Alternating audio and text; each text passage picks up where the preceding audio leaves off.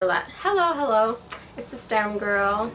I am a third year, fourth year industrial engineering student in summer school, and today I wanted to talk about failure in engineering because I feel like nobody talks about it, or maybe they do talk about it and I didn't see the video. But engineers just come out so breezily, like, done, easy, finished. But failing in engineering is very, very common, and I wanted to talk a bit about what to do if you fail, what it feels like if you fail, and how common it is. If you like it, please like or subscribe. Enjoy! So imagine it's Christmas time. You're at home, just chilling. What? You got the gift you wanted. Everybody finally listened to you and they just gave you money because honestly the gifts were getting ridiculous. So you got your money, you're like, oh, what am I gonna buy? Or am I just gonna save it for investments? That's the smart thing to do. And then Brandon sends a message to the Facebook chat. I know, you know who your Brandon is. And he's like, marks are out.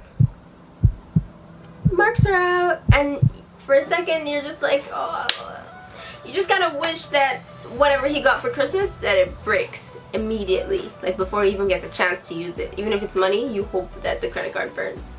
But you take it back because Brendan's actually a really good person and he helps you out with your homework. Anyway, marks are out. So you go check your marks. And I kind of feel like they always put the worst mark at the end, you know? Like, they let you feel good for a bit. So first mark, A. Second mark, C+. Third mark, B-. Fourth mark, C+. And then an F. An F. Out of nowhere. It's like your life just exploded, basically. Where did the F come from? Whose is it? Is it your F? Can you return it? You know, there's no receipt for an F. They don't give you back the monies if you fail. Okay, so you got an F and your heart drops. Step number 1. You failed. First thing you do is email your professor. Sometimes your mark is close enough to a 50, sometimes, that they'll give you a pass and let you write a supplemental exam. And if you do really, really well on it, sometimes if you have a good teacher, they'll let you can pass the course. If that doesn't happen, that means you have to retake it. Okay, so as scientists, as engineers, we reassess, we look at the data. You've gotten a bad grade, it's not the end of the world. Even though your heart sinks like you're on a roller coaster. It's crazy. Anyway, so what do you do now? Reassess. You need to retake the course. Are your grades good enough in the other courses that your GPA hasn't fallen too low that you don't need to take something else in order to boost your GPA? So that would be the first thing you look at.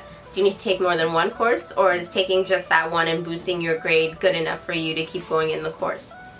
That's one of the first assessments. Second one is, do they offer it anywhere else? Can you transfer your grade from an online course? Sometimes if you fail calculus, you can easily take it at Athabasca University and transfer the course over. So see if you can take it online. And the most important reassessment is, what is it a prereq for? A lot of courses, especially in first year, are prereqs for other courses, but it doesn't mean they're prereqs for everything. Calculus might be a prerequisite for linear algebra or ordinary differential equations, but it might not be a prerequisite for Chem 2. So see if you can take something else while you're retaking whatever it is you failed. Depending on the school you're in, you might need to wait a year before you can retake a course because some schools don't offer the same course twice a year, or they might not have the professors to do so. So you might need to take a year off, but that's amazing because you can just go make some money, save up, or go back in, you know, reassess. And next step is trying to understand what went wrong. What made you fail? Not made you fail, but what went wrong that you didn't understand the content? Did you not have enough time? Was the content too much? Because I find in engineering that's what tends to happen. It's a lot of content and there's not a lot of time, and it's not necessarily intuitive information. So it's hard to understand it on the spot. So reassess why you failed. Did you fail because you didn't try hard enough? Did you fail because there just was one concept you didn't understand and that was majority of the exam? Things like that come to mind, and if you're being honest with yourself, you'll be conscious about whether you went to class enough, because it's not a simple course, or these aren't easy. The sciences, chem, biology, they're not necessarily intuitive. They take a lot of practice, a lot of studying. So did you actually study enough, and are you willing to study? Next, how much do you want it? Do you really want to be an engineer? Do you really want to be a scientist? Did you enjoy it a lot? That's part of the question, or was the challenge just something you wanted to take on? Next is to reassess how you think failure. We think of failures are so absolute, I find. Like with social media and stuff, you see people fail, fall off bridges, not bridges. I hope people aren't falling off bridges, but fall off chairs, and it's just a fail, right? There's so many fail compilations, and the question is, and in those videos and stuff, the failure is so absolute. It's binary. 0 you fail, 1 you succeed. And when people fail, there's no in between, you know. They don't show a curve, or they don't show the change. They don't show how you change and how failure changes you. So I think you need to, if you fail, you need to really rethink how you see failure. I think the best way I've heard of failure is collecting data. If you think about corporations or big companies or research labs, they do stuff over and over and over until eventually they figure something out or it works. So failure, think about it as collecting data. You failed this one time. The next time you're in the class, you're going to be a genius, raising your hand. Everyone's going to think you know everything. Oh yeah, I get it. But you took it before, right? So rethinking failure is a really big part of it. And I find, especially in courses like nursing or engineering or the sciences, genetics, anything that takes a long time or is a little bit more difficult than certain other courses, the intuition is that you're not smart enough. I find a lot of people say that, or in computer science, you'll be like, am I just not smart, or am I an idiot? Because everyone else seems to get it, right? Nobody else really tells you what their grades are unless they're really good. So it always seems like everyone's doing okay. So the intuition is to think that you're not very smart or you're not good at it. And that's where I think rethinking failure helps, because we don't look at babies and think they fail at walking.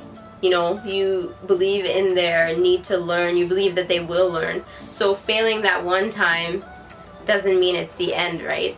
So I think that part of retaining so many of the students is that it's already thought of as a difficult course to take. So when you fail that one time, especially in first year, first thing that comes to mind is I suck at this.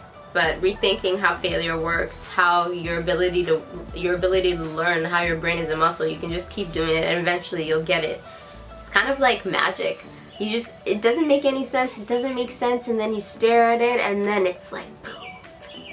It's actually really fun. And I think that's the moment. I think that's a fun part about mathematics, and I think that's the joy that researchers and mathematicians get out of STEM, is that magical moment where it all makes sense. And it usually does. Eventually there's a pattern or a cycle, and it's really something to see. So if you just think of failure in the sense that it's a pattern and you'll always come back from it, yeah, then it makes it easier to keep going and retake the course. Again, is see if you can get a supplemental exam, see if your teacher will allow that. If not, it's gonna be okay. Reassess, see if you can take other courses in the meantime, see if you can take it online. There's so many first year math courses that you can take online that your university will let you transfer.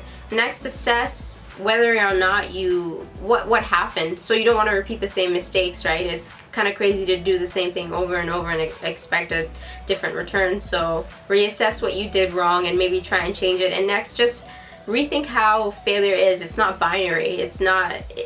It's life, right? Like if we didn't have the fails, I don't think there'd be any fun. You'd just all be succeeding every time. I mean, that'd be great too. But I think failure is part of the journey, right? I think of life as a movie, and when you fail, it's like an explosion. But you weren't in the building, you were just outside, and you got hit. But you're okay, and you can get up and keep walking. That's a terrible analogy. And like the saying goes, if at first you don't succeed, try again. Or is it try again? I don't know, either way, it doesn't just say if at first you don't succeed, just give up. You try, and then you try again. And I think at that point, they kick you out of like university if you fail the same course twice. So try again. See you guys later. Bye. If you like this video, please subscribe and comment at the bottom if you have any thoughts, if you failed or if you've come back from it. Tell me how it was, or tell me what you might want to talk about.